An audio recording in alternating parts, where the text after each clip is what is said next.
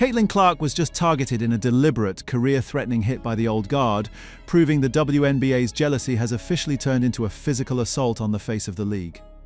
We aren't talking about hard playoff basketball anymore. We are talking about a calculated attempt to end the 2026 season before the first regular season whistle even blows. The reality is undeniable. The establishment is terrified, and they are now using their bodies to do what they couldn't do with their skills. The hit was so blatant, so dangerous, that even the most biased officials couldn't ignore it.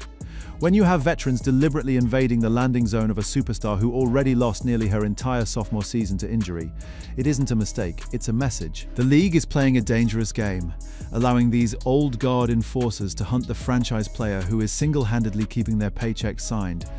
Just listen to this terrifying reality check. So Alanna Smith fouled Caitlin Clark, bruh, extremely hard. And what's crazy is that Alanna Smith was supposed to be coming to the team. The aftermath of that hit sent shockwaves through the league. Alanna Smith, a reigning co-defensive player of the year, knows exactly how much space a shooter needs. You don't accidentally end up under a player's feet during a step-back three. That is a veteran move designed to cause a roll, a pop, or a season-ending tear. Clark was hobbling. The arena went silent. Fever fans were holding their collective breath because they remember 2025. They remember the 13 games. They remember the long road back. But the gaslighting from the mainstream media is even worse than the physical attacks. While Clark is out here fighting for her career, the experts at ESPN are trying to tell you she isn't even a top 5 player. It is a delusional attempt to protect the feelings of the veterans who can't keep up with the new era. Smash that like button right now if you think Caitlin Clark is the undisputed #1, and subscribe if you're tired of the mainstream media's lies. We don't do agendas here, we only do receipts. The Bristol Circus is working overtime to suppress the Clark effect. They put out rankings that place her at number 10, behind players she is doubling in statistical output. It is professional jealousy disguised as expert analysis. They want to humble her. They want to act like the new era hasn't already arrived. But look at the numbers, look at the gravity she has on the court. Every time she touches the ball, the entire defensive scheme of the opposition collapses. Just look at the blatant disrespect being served up by the mainstream media. Caitlin Clark synced that ESPN article. She's seen what ESPN wrote about her. She's seen that she ended up number 10 on that damn list. And you know what she did? She responded with a performance like we see on the screen. Balled out, whooped the ass, and the referees had her back. Unbelievable. They rank her at number 10, and then they wonder why the fans are turning off the TV. The receipts don't lie. She responded to that insult by putting on an absolute clinic, outperforming everyone on the Dallas roster in half the time. She had 21 points in just 16 minutes. She was 9 of 10 from the field at one point. She was playing FIBA-level basketball while the rest of the league was still waking up. The mainstream media gaslighting is at an all-time high, but the experts are looking more foolish by the day. Caitlin Clark doesn't need their approval, she has the receipts. The media's lies were exposed the second she stepped on the court, but the real shocker is how the league's officials are finally being forced to change their tune. For years, the old guard was allowed to play like it was a backyard brawl.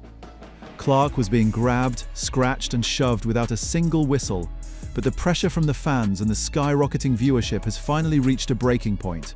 The league realizes that if Clark goes down, the money stops flowing. And they called hella fouls against Caitlin Clark. Now, I told y'all, there had to be a shift within these referees, and we synced it on display today. The era of anything goes against Caitlin Clark is officially over. The league office finally realized that if their star player goes down, their revenue goes with her. If you breathe on the superstar now, you're getting whistled, and the jealous veterans absolutely hate it.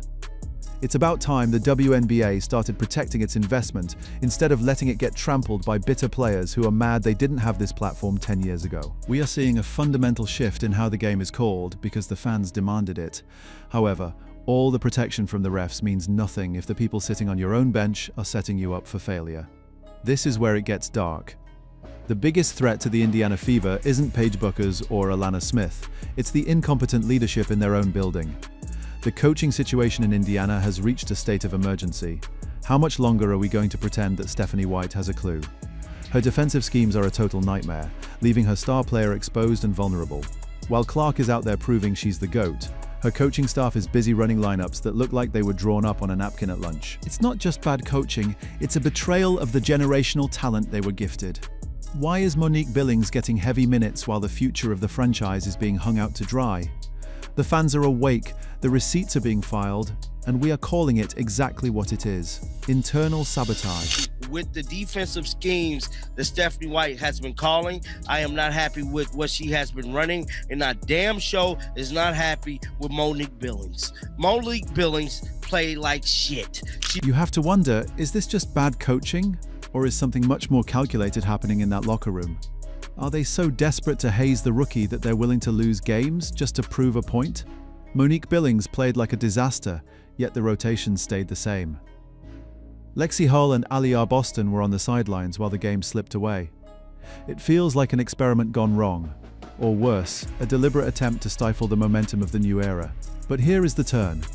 Despite the hits, despite the media insults, and despite the coaching disasters, Caitlin Clark is still standing. She doesn't complain, she doesn't make excuses, and she doesn't need a podcast to tell her side of the story.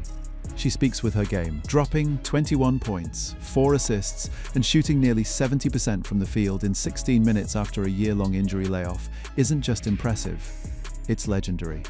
She is doing things that Paige Buchers and the protected stars of the establishment can't do in 40 minutes. The old guard can try to play dirty, but you can't tackle a shadow. She is moving too fast for them, and they are panicking because they know their time is up. The ratings for this preseason game were through the roof, and it wasn't because people wanted to see a balanced veteran effort. They came to see the masterclass. And even with a flagrant foul trying to end her night, Clark proved she is untouchable. The receipts have been printed, the league has been warned, and the final verdict is now unavoidable. The WNBA is at a crossroads. They can either protect the new era and watch the league explode in popularity, or they can let the jealous old guard drag them back into the dark ages of empty arenas and charter flights. The fans have made their choice. The advertisers have made their choice. Now it's time for the league to decide if they want to be a professional sports organization or a schoolyard clique. Caitlin Clark is the tide that lifts all boats, but some of these players would rather drown than admit she's the captain now. The level of hostility we saw from Alanna Smith is just the tip of the iceberg. As we head into the regular season, the target on Clark's back is only going to get larger. The establishment is desperate. They are watching their relevance fade in real time, and they are lashing out. What do you think? Was that hit by Alanna Smith a deliberate attempt to take Clark out, or just a basketball play? Does Stephanie White actually have a plan, or is she just guessing? Drop a comment below with Recept if you think the league needs to start handing out long-term suspensions for targeted hits. Don't forget to hit that bell so you never miss a truth bomb. We are tracking every move, every stat, and every foul. The old guard wanted a fight, but Caitlin Clark just gave them a funeral. The 2026 season is going to be a war. On one side, you have the talent, the fans, and the future. On the other, you have the jealousy, the bad coaching, and the media gaslighting. We know which side we're on. Keep the receipts coming.